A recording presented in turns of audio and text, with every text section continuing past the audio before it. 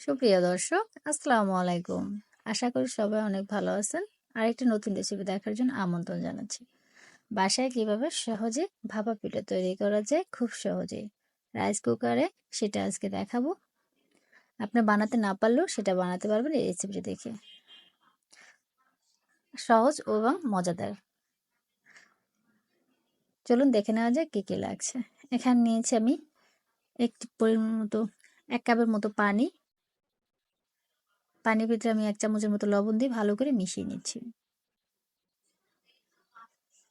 এখানে নিয়েছি আমি হাফ কেজির মতো চালের গুঁড়া, দেখতেই পারতেছেন মেশিনে ভাঙানো। আপনারা চাইলে শিলপাটায় বেটে নিতে পারেন। এখানে আমি অল্প অল্প বানিয়ে দেবো। একটা ভিজিয়ে ফেলবো। দেখুন, অল্প অল্প পানি দিয়ে এভাবে একটা ডো করে নিতে হবে।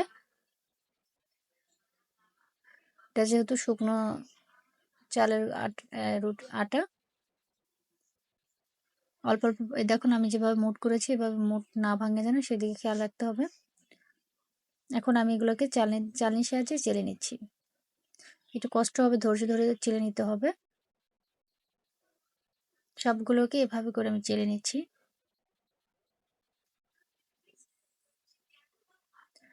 ভিডিওটা ভালো লাগলে আমার চ্যানেলটিকে ফলো করতে পারেন।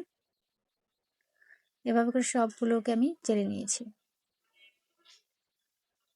দেখুন, একটু কষ্ট হবে, চেলে নেওয়া হয়ে গেছে।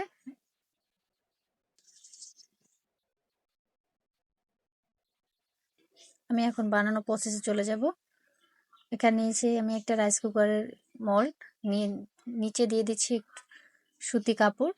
আপনারা চাইলে নেটের কাপড় দিতে, আমার কাছে নেটের কাপড় ছিল না, সেই জন্য দিইনি। এখানে পরিমাণ মতো গুড় দিয়ে নিয়েছি। আপনারা যেভাবে মিষ্টি খান সেভাবে দিয়ে নেবেন। এখানে দিয়ে দিচ্ছি পরিমাণ মতো নারকেল কোরানো, সাজিয়ে দিচ্ছি। এখন উপর থেকে দিয়ে দিচ্ছি আবার চালের গুঁড়ো।